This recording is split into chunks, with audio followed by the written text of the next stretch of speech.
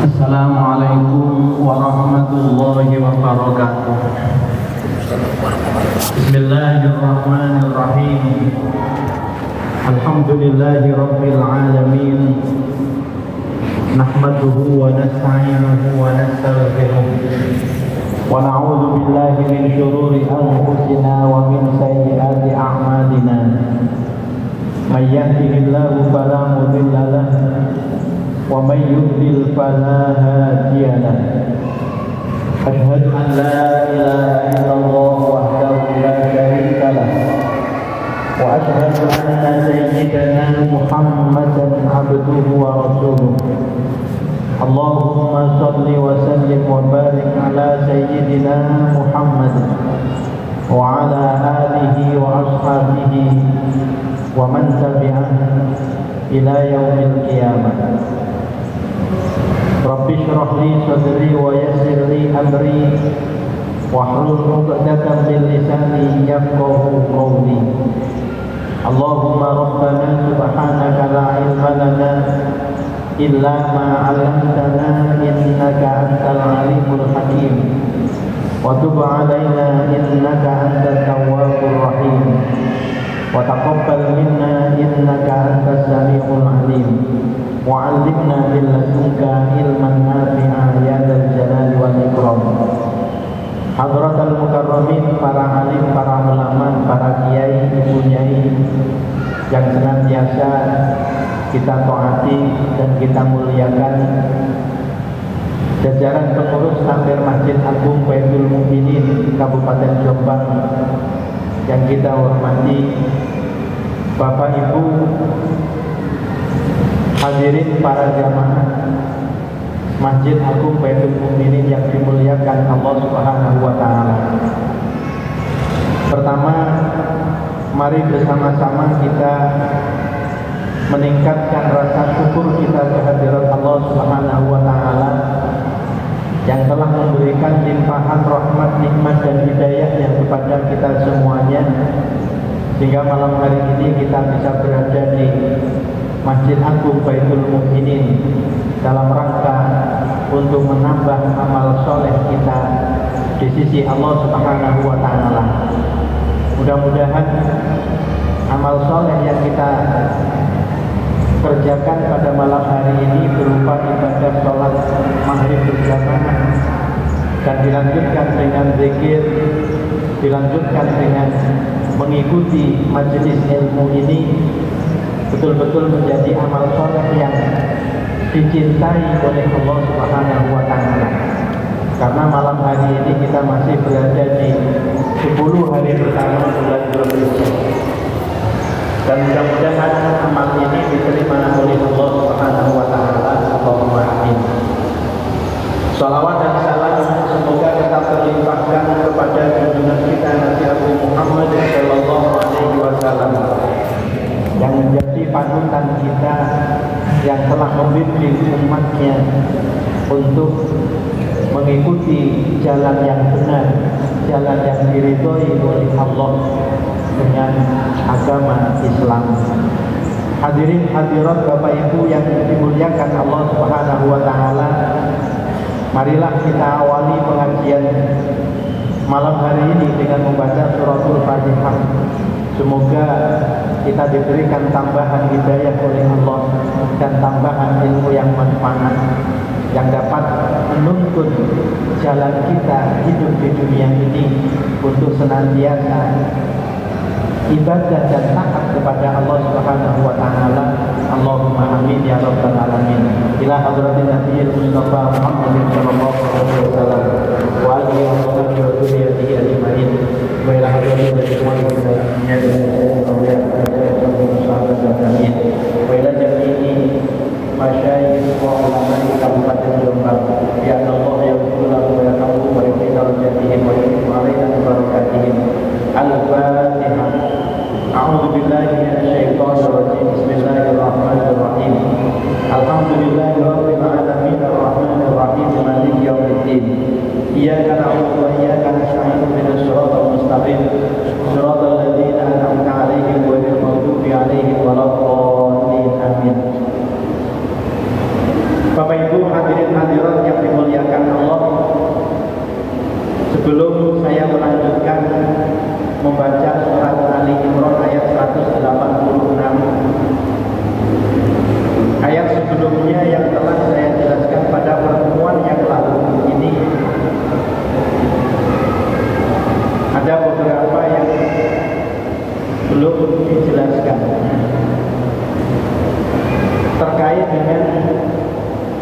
firman Allah, faman zuhziha 'anil nari wa udkhilal jannata faqad faza. Barang siapa yang dijauhkan dari neraka dan dimasukkan ke dalam surga, maka sungguh dia telah beruntung. Ainalah ghayata maqsudihi.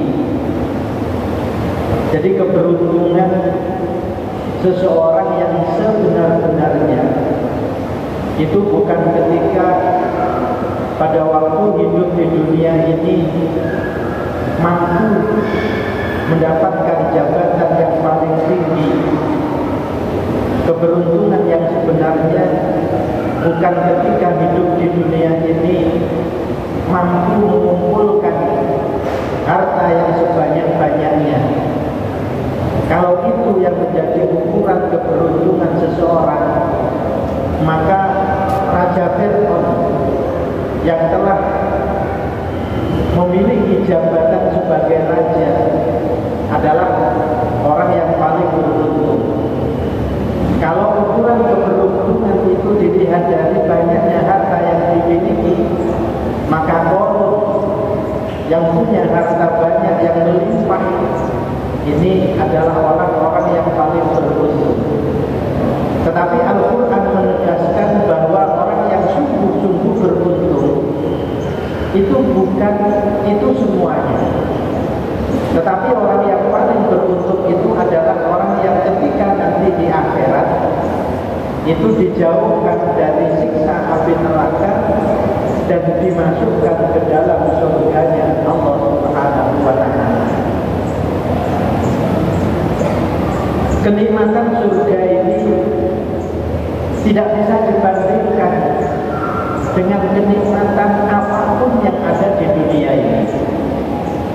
Bahkan Nabi menggambarkan dalam salah satu hadisnya, la maulidu sauti ahadikum fil jannati khairun minad dunya wa ma fiha.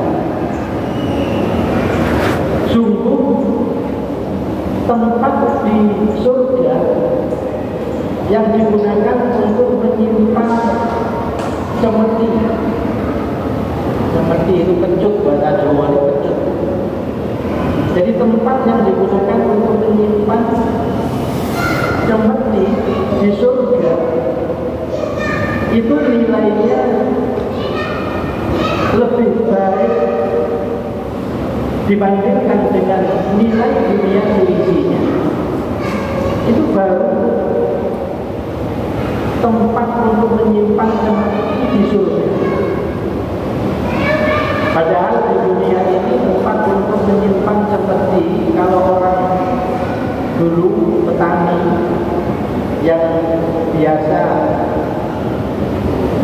membajak sawahnya dengan sapi, itu pasti dia punya cemeti, dia punya pecut, dan dia menyimpan pecutnya di rumah ini ya di tempat yang telah disediakan. Tentu namanya pecut, barangnya saja bukan termasuk barang yang mewah.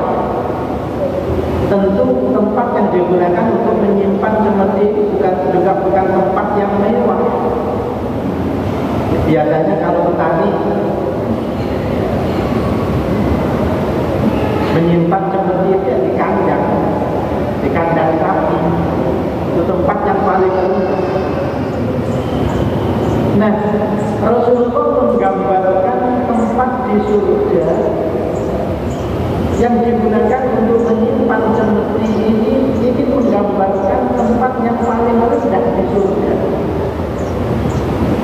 Jadi disebutkan tempat untuk menyimpan cemeti itu karena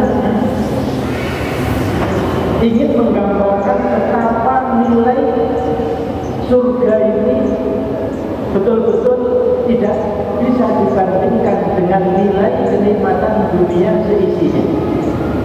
Jangankan tempatnya di surga yang ditempati oleh penghuni surga, tempat yang di sana digunakan untuk menyimpan peti saja, menyimpan cemeti saja, itu kata Nabi khairun minad dunya wa ma fiha, itu lebih baik nilainya daripada dunia seisinya. Belum lagi tempat-tempat yang di dunia ini kita anggap tempat yang lebih mewah daripada tempat seperti misalnya kamarnya surga bagaimana, ruang tamunya surga bagaimana, dan lain-lain sebagainya. Maka betul yang disampaikan oleh Rasulullah bahwa kenikmatan surga itu digambarkan mala ainun ra'at wala udhunun sami'at wala qadara fi qalbi basharin. Mata tidak pernah melihatnya, telinga tidak pernah mendengarnya, bahkan tidak pernah terlintas di dalam hati seorang manusia. Itu gambaran kenikmatan surga. Maka benar ayat ini ketika di akhirat kelak seseorang ini dijauhkan dari siksa api neraka dan dimasukkan ke dalam surganya Allah, maka oleh Al-Quran disebut sebagai orang yang sungguh beruntung.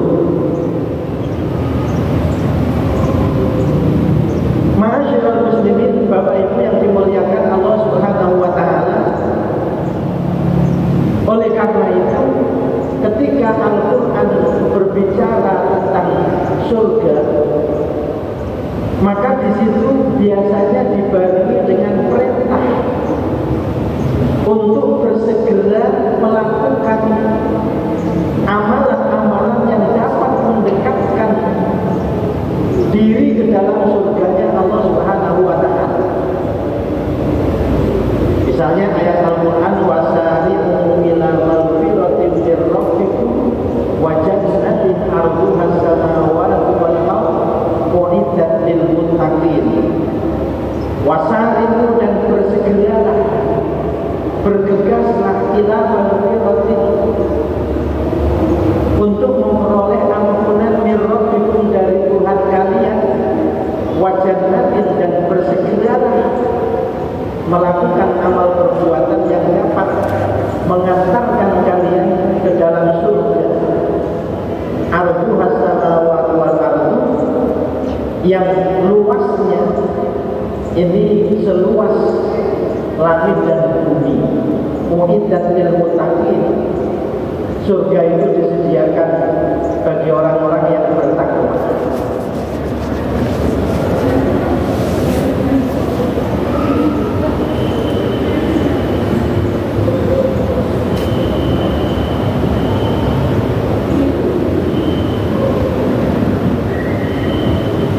Dalam ayat yang lain, wa bertahun fima ataqallahu darul akhirata wa la tansa nasibaka minad dunya wa bertahhi fima ataqallahu darul akhirata, dan carilah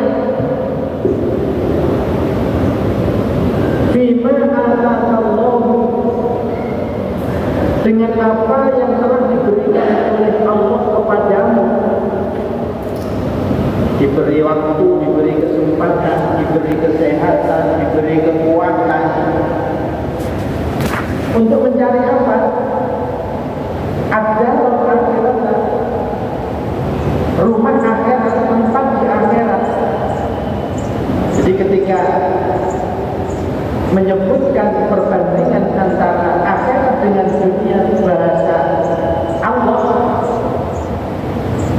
ketika berusaha untuk mendapatkan rumah akhirat itu dengan bahasa carilah wabtaghi, artinya ada usaha. Tapi ketika menyebutkan tentang dunia menggunakan kata wala tansa nasibaka minad dunya, dan janganlah kamu lupa nasibaka, bagian minad dunya, berupa dunia. Ini seolah-olah bahwa di ayat ini menggambarkan bahwa kehidupan akhirat itu tidak ada jaminan dari Allah. Jadi kita yang harus berusaha untuk mendapatkan kehidupan akhirat yang sebaik-baiknya. Sedangkan kehidupan dunia ini sudah ada jaminan dari Allah Subhanahu wa Ta'ala. Kita tinggal menerima. Tapi kalau kehidupan akhirat ini ada usaha. Jadi bukan bagian, tapi ada usaha untuk mencari, untuk mendapatkan kehidupan akhirat itu. Ini beberapa ayat yang menunjukkan bahwa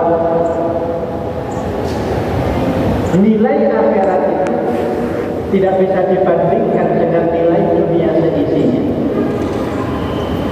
Bahkan dengan sesuatu yang paling rendah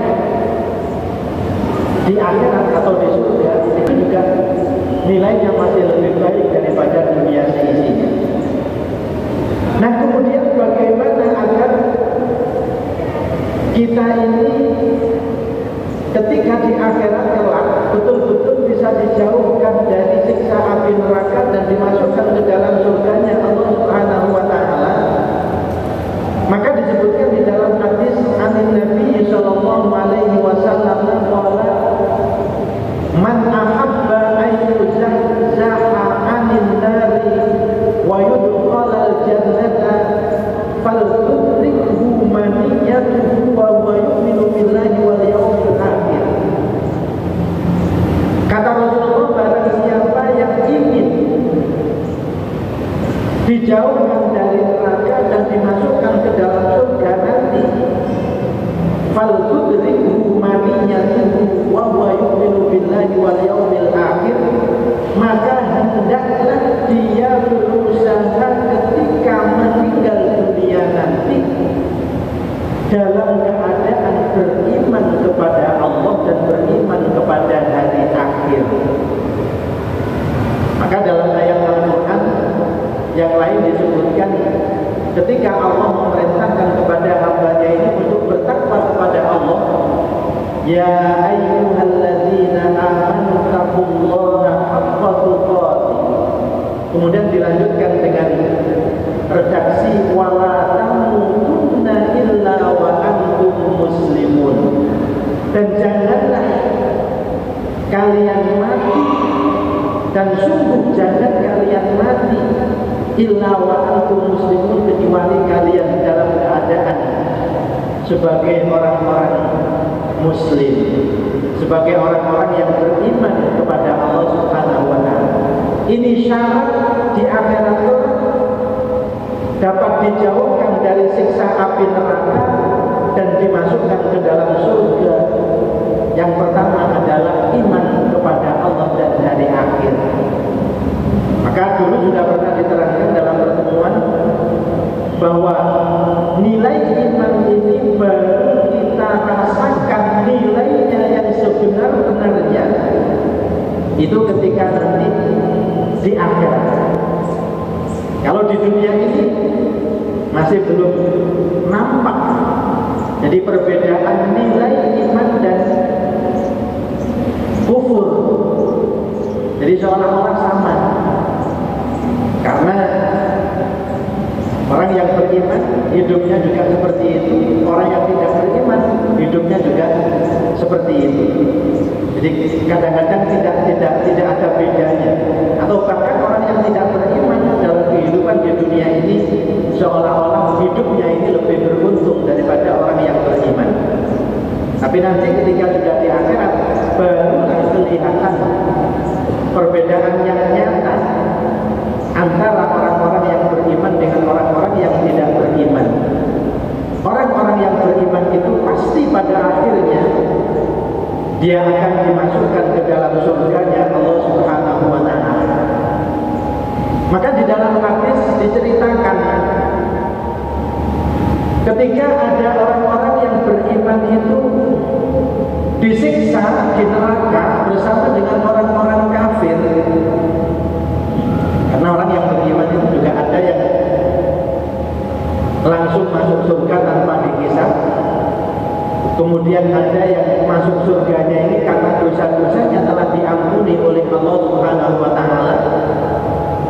Tetapi ada yang masuk surga itu setelah dibersihkan dosa-dosanya melalui siksa di neraka. Nah, ketika mereka disiksa di neraka itulah mereka ketemu dengan orang-orang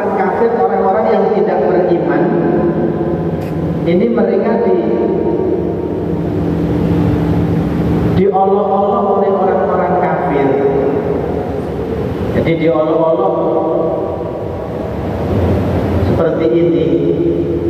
Kamu itu kan orang yang beriman pada waktu di dunia. Kenapa kamu di akhirat pada akhirnya juga disiksa di neraka? Kalau saya memang sejak di dunia dulu orang yang tidak beriman, dan sekarang ketika di akhirat kami dimasukkan ke neraka, ini sudah semestinya. Tapi yang saya heran ini kalian, ini orang yang beriman, kenapa kalian juga disiksa di neraka? Ternyata percakapan ini kemudian didengar oleh Allah. Jadi seolah-olah orang kafir ini merendahkan orang-orang yang beriman yang disiksa di neraka, seolah-olah tidak ada bedanya antara orang yang beriman dengan orang yang kafir.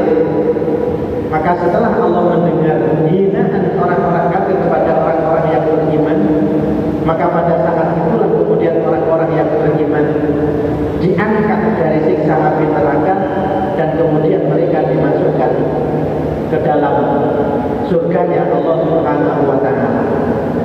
Nah, pada saat itu, pada saat orang-orang yang beriman ini diangkat dari neraka kemudian dimasukkan ke dalam surga, maka orang-orang kafir baru menyesali dirinya, kenapa dulu dia pada waktu di dunia ini tidak menjadi orang-orang yang beriman.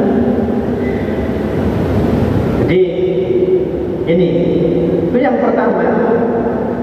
Jadi barang siapa yang ingin dijauhkan dari siksa api neraka dan dimasukkan ke dalam surga, maka hendaknya ia mati dalam keadaan beriman kepada Allah dan hari akhir. Itu yang pertama. Yang kedua,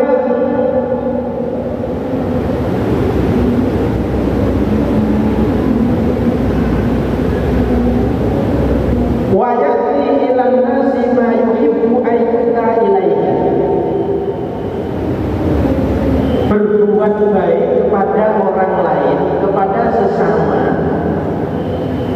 sebagaimana dia menginginkan orang lain berbuat baik kepada dirinya.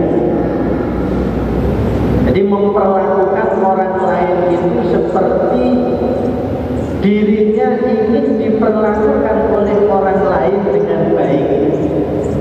Orang itu pasti kepingin diperlakukan baik oleh orang lain. Gak ada orang itu yang kepingin dimusuhi oleh orang lain, gak ada. Pasti orang itu ingin diperlakukan dengan baik oleh orang lain.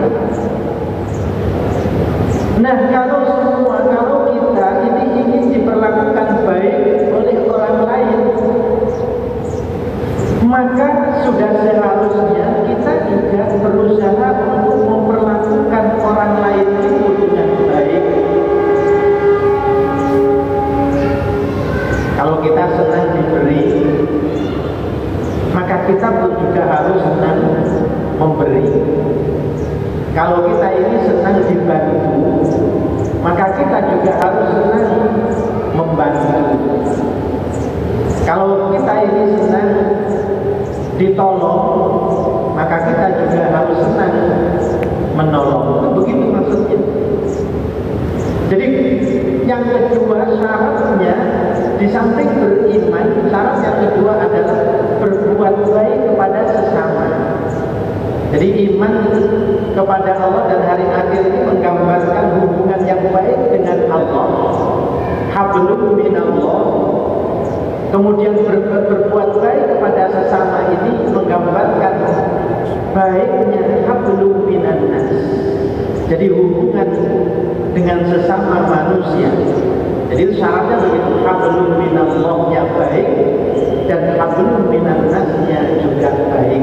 Itu syarat untuk bisa dijauhkan dari siksa api neraka dan dimasukkan ke dalam surganya Allah Subhanahu wa Ta'ala. Kemudian ayat ini ditutup wa mal hayatud dunya illa mata'ul ghurur. Dan tidaklah kehidupan dunia itu kecuali hanyalah kesenangan yang mempedayakan. Kesenangan kehidupan dunia itu bukan kesenangan yang sebenarnya. adalah kesenangan yang menipu. Maka sering kita dengar orang mengatakan begini, kalau orang Jawa bilang wong urip itu sawang sinawang. Ya, orang Jawa mengatakan wong urip itu sawang sinawang. Yang pedagang ini melihat petani hidupnya kok tenang. Jadi koyok-koyok jadi petani itu hidupnya tenang. Enak ya petani. Ya, nanam sekali kemudian dia panen. Kalau dia panen sudah dia nggak mikir beli, misalnya nanam padi kemudian dia panen padi, dia simpan padi itu di rumah. Enak. Petani itu kalau masak nasi itu tidak butuh beli beras, jadi tinggal ngambil yang hasil panen itu. Yang petani lihat pedagang juga begitu, enak berdagang, tiap hari dapat uang. Yang pedagang lihat pegawai negeri, enak pegawai negeri, tiap bulan penghasilannya sudah jelas. Yang pegawai negeri juga belum tentu, jadi urip itu sawang sinawang. Koyok-koyok orang lain itu lebih tenang hidupnya, lebih bahagia hidupnya. Kalau kita tidak pandai bersyukur kepada Allah Subhanahu wa Ta'ala, kalau tidak pandai bersyukur, maka melihat hidup orang lain itu akan lebih nampak lebih tenang, nampak lebih baik daripada dirinya. Padahal belum tentu. Orang yang dianggap lebih bahagia, lebih tenang hidupnya itu betul-betul lebih baik dan lebih tenang daripada dirinya. Hanya saja dia pandai menutupi kegelisahannya, pandai menutupi kesusahannya, sehingga ketoknya kaya nggak punya masalah. Bapak Ibu hadirin yang dimuliakan Allah, kita juga sering mendengar orang itu kalau tinggalnya misalnya di gunung, dia merindukan tempat-tempat yang dekat pantai. Enak ya dekat pantai, indah. Padahal orang yang hidup di dekat pantai ini merindukan tempat yang di dekat gunung. Enak ya di gunung itu pemandangannya indah. Di nek wis gunung rindu pantai rindu gunung.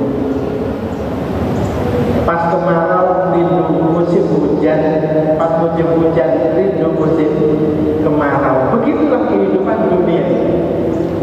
Jadi wamal hayatud dunya illa mata'ul ghurur, tidaklah kehidupan dunia itu kecuali kesenangan yang memperdayakan.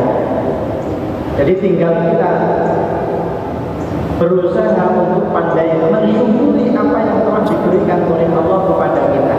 Itulah yang membuat hati kita tenang, itulah yang membuat hati kita bahagia. Kemudian dilanjutkan ayat 186. Latublaghunna fi amwalikum wa anfusikum wa latasma'unna minal ladzina utul kitaba min qablikum wa latasma'unna minal ladzina utul kitaba min الذين أشركوا أذى كثيرا لتبلغن في أموالكم وأنفسكم. Sungguh kalian pasti akan diuji dengan harta-harta kalian dan diri-diri kalian. Walatasma'unna minal ladzina utul kitaba, dan sungguh kalian akan mendengar dari orang-orang yang diberi kitab, yaitu orang-orang Yahudi, orang-orang Nasrani, min qablikum, sebelum kalian. Jadi orang-orang yang diberi kitab sebelum kalian itu adalah orang-orang Yahudi dan orang-orang Nasrani. Wa minal ladzina asyraku, dan sungguh kalian juga akan mendengar dari orang-orang yang menyekutukan Allah. Orang-orang musyrik, orang-orang kafir. Mendengar apa? Adzan katsira. Perkara, banyak perkara-perkara yang menyakitkan kalian. Bapak Ibu yang dimuliakan oleh Allah, meskipun ayat ini menggambarkan keadaan orang-orang yang beriman kepada Allah pada awal-awal Islam, pada saat Nabi baru diutus oleh Allah di Makkah, dan beberapa sahabat yang mengikuti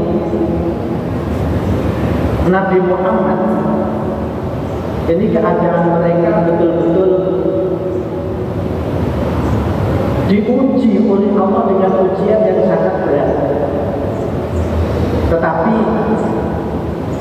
ayat ini juga menggambarkan, memberitahukan kepada orang-orang yang beriman bahwa mereka pasti juga akan diuji oleh Allah Subhanahu wa Ta'ala.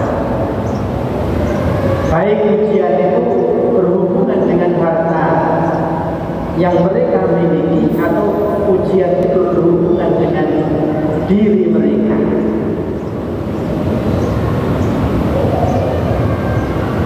Ujian yang berhubungan dengan harta yang dimiliki oleh orang-orang yang beriman, salah satunya adalah bahwa orang yang beriman ini ketika dia memiliki harta,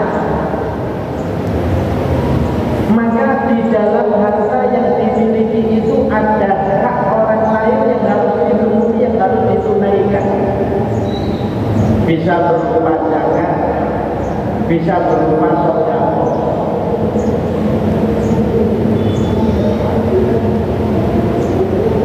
Ini tidak ditemukan dari orang-orang yang tidak beriman.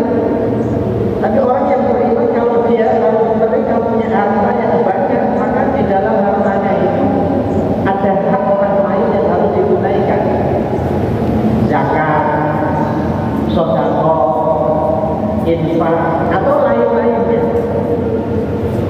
Itu ujian dari Allah. Apakah mereka ketika diberi amanah berupa harta benda yang banyak dari Allah ini, dia mampu menunaikan kewajiban-kewajiban yang berkaitan dengan hartanya yang dimiliki atau tidak. Itu juga merupakan ujian dari Allah. Karena tidak sedikit orang yang ketika diberi harta oleh Allah ini, kemudian dia juga enggan menggunakan hartanya ini untuk zakat. Jangankan untuk sedekah sunnah, untuk zakat saja ini juga banyak yang enggan. Dan itu juga pernah terjadi pada awal-awal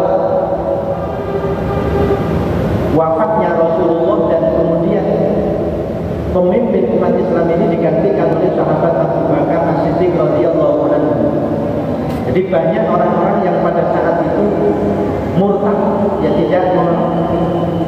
tidak mau atau enggan membayar zakat, yang kemudian oleh sahabat Abu Bakar mereka ini dipaksa atau diperangi agar mereka mau mengeluarkan zakat dari harta yang dimilikinya. Ini merupakan ujian. Bisa juga berupa ujian yang berkaitan dengan harta ini, hartanya dikurangi oleh Allah. Misalnya dia dagang, kemudian dagangannya ini rugi. Misalnya dia tani, kemudian tanamannya ini tidak berhasil panen dengan panen sesuai dengan harapan, atau gagal panen, atau yang lainnya. Itu pasti akan diuji oleh Allah dengan berbagai ujian yang berkaitan dengan harta. Wa anfusikum, dan ujian yang berupa diri-diri kalian. Anfusikum ini maksudnya bisa berupa zaman dulu ketika masih dalam kondisi perang, maka perang itu adalah merupakan ujian yang berkaitan dengan diri mereka, orang-orang yang beriman itu. Karena dalam perang itu taruhannya adalah nyawa. Jadi pilihannya hidup atau mati. Ini yang dimaksud dengan ujian dan yang berupa diri orang-orang yang beriman itu begitu. Bisa juga berarti diuji dengan misalnya sakit. Jadi yang berhubungan dengan fisik.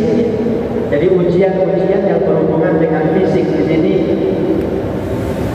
kal amrodi wal aujani wal qadri wal darbi wal takalifi kasolati wal jihadi wal subri fihi. Bahkan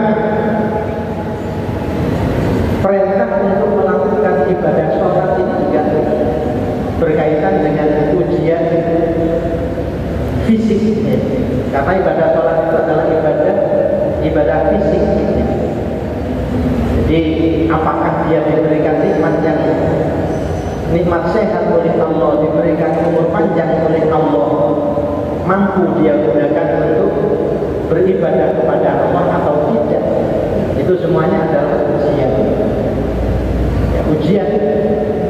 Jadi sebenarnya zakat yang diperintahkan oleh Allah, sholat yang diperintahkan oleh Allah, puasa yang diperintahkan oleh Allah, atau ibadah-ibadah yang lainnya, itu semuanya adalah ujian bagi orang-orang yang beriman. Jadi bukan pembebanan, ya bukan pembebanan, tetapi semuanya itu adalah ujian yang jika mampu menjalani itu semuanya, maka Allah akan menggantinya dengan pahala yang berlipat-lipat ganda. Wala tasma'unna minal ladzina utul kitaba min qablikum wa minal ladzina asyraku adzan katsira. Dan jangan heran dalam hidup ini orang-orang yang beriman itu pasti akan mendengar perkara-perkara yang menyakitkan dari orang-orang yang tidak beriman. Ini meliputi semuanya, baik orang yang tidak beriman itu orang Yahudi, orang Nasrani, atau orang-orang kafir yang lainnya. Dalam kehidupan kita sehari-hari, kita yakin juga pernah mengalami yang seperti ini. Ketika kita berusaha untuk menjadi hamba yang baik, untuk menjadi hamba yang taat kepada Allah, tapi di sisi yang lain, hidup kita belum seberuntung orang-orang yang tidak sholat, orang-orang yang tidak beribadah, orang-orang yang tidak baik dalam pandangan Allah. Kadang-kadang, bukan kadang-kadang, sering kita mendengarkan ucapan-ucapan yang menyakitkan. Ucapan-ucapan, dan itu kadang-kadang juga datang dari orang yang dekat, bukan dari orang yang jauh. Ketika kita rajin sholat, sementara kita ini dari sisi ekonomi pas-pasan, di sisi yang lain ada saudara kita misalnya yang tidak peduli dengan sholatnya, tapi kehidupan dunianya ini lebih mapan. Kadang-kadang ngomongnya juga gak enak juga, ngomongnya juga menyakitkan. Kamu sholat tiap hari, apa sih yang kamu dapatkan dari Allah? Mana buktinya kalau Allah itu sayang kepada orang-orang yang sholat, orang-orang yang puasa, orang-orang yang beribadah? Nyatanya kamu setiap hari ngurusi ibadah terus, tapi hidup kamu juga susah. Coba lihat itu orang-orang yang gak peduli dengan ibadahnya, sholat juga gak pernah, puasa juga gak pernah, tapi ekonominya lebih mapan, rumahnya lebih bagus, kendaraannya juga lebih bagus. Ini ucapan-ucapan yang seperti ini sering kita dengarkan ya, dari orang-orang yang imannya ini masih lemah, atau bahkan dari orang-orang yang tidak beriman. Ini juga merupakan ujian dari Allah Subhanahu wa Ta'ala. Jadi Allah pasti akan menguji apakah dengan